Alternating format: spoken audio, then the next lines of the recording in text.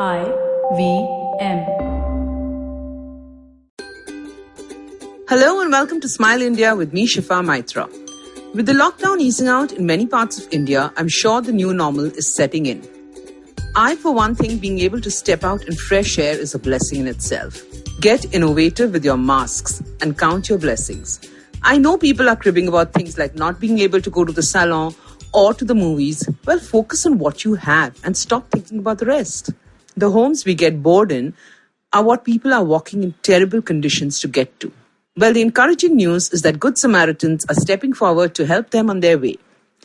Jamaat-e-Islami Hind is an NGO on the outskirts of Bhopal who are providing food and basic medicines to all the labourers walking past. They also provide milk for children. The volunteers work in shifts so that food is ready round the clock. In Agra, there was a police officer, Vikas Jaiswal, who was on duty making sure those walking were maintaining social distancing. It broke his heart to see even little children walking barefoot. So he went back and spoke to his colleagues. Some seniors pitched in too, and shoes were bought in different sizes. Soon the footwear sellers and some local businessmen chipped in, and now free footwear stalls are available on 3 routes that the migrants take. God bless these few good men. Now on to some more heartening news. India's humble jackfruit has become a global hit. The demand has grown many times over, and people with trees in Kerala are thrilled. It's being seen as an alternative to meat all over the West. It's healthier, and with more people turning vegan and vegetarian the world over, suddenly jackfruit is being used in everything from pizzas to pies. A corporate head honcho in America has quit his job and is planning to return to Kerala to grow more jackfruits and rake in big bucks during an economic meltdown. Maybe now Indians will eat it more willingly? With people returning back to their home states all over the country, the health facilities are burdened. In Manipur's Senpatai district, the locals decided to help. They got to know that a person crossing the border would have to be quarantined for 14 days so the infection didn't spread. The state had very few cases, and to keep it like that, these locals built bamboo homes with social distancing, each unit with electricity and an attached toilet. The homes and all the furniture is made of bamboo sourced and made locally. Even the chief minister was impressed by this initiative and thanked the villagers. I love their self-sufficient outlook. Another place that is self-sufficient and almost unbelievable is a village called Mathur in Karnataka's Shimoga district. It has about 5,000 families, and everyone here speaks fluent Sanskrit. The children learn Sanskrit in school, and anyone over 10 years of age reads the Vedas. It's a prime example of an ancient culture thriving in a modern world. So it's normal to see a man wearing jeans on a high-end motorcycle talking on his cell phone in Sanskrit. Every family has at least one member working in the IT industry. A lot of them have moved abroad, but they're back every year to celebrate festivals at home.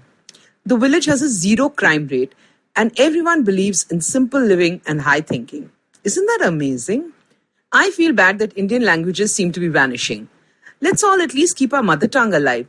Talk to elders in it. Teach your children. Listen to folk songs in your mother tongue. And you can also ask your friends and neighbors to teach you keywords in their mother tongue. I love languages. And besides my mother tongue Punjabi, I've learned and created content in Nepali, Konkani and Tamil. Watching films in languages without subtitles is a great way of picking it up. If you'd like more positive news on India, I would suggest Good News Indians, a page on Facebook.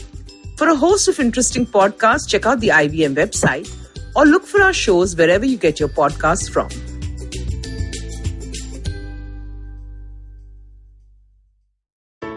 I hope you enjoyed that show. We'd like to thank our sponsors this week, Paytm Money. Do definitely check out our social media accounts. We've been doing some really cool stuff over there. There are a bunch of recommendations from hosts. I think you'll really enjoy the content that we're putting out there. And make sure you don't miss your favorite shows. Cyrus has been putting out some great stuff, as is the Prakati podcast, all about policy. Has been doing some really, really fun stuff. The guys at Football Shitball and Football Twaddle are continuing to release episodes as well, which are really interesting. Best of Anupam's been having guest after guest just killing it. Pulia Bazi's been doing so well. Postcards from Nowhere. All these shows are really, really doing well and really, really putting out great stuff. Appreciate the efforts that the hosts are putting in the lockdown. And thanks for listening, and we hope to catch you again next week.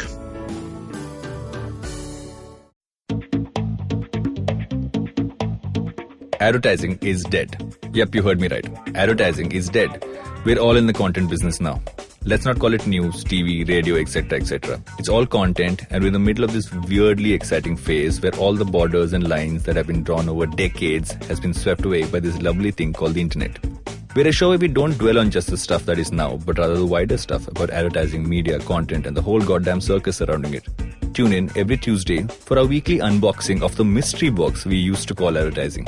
I'm Varun Dugirala, co-founder and content chief at The Glitch, and this is my new podcast, Advertising is Dead.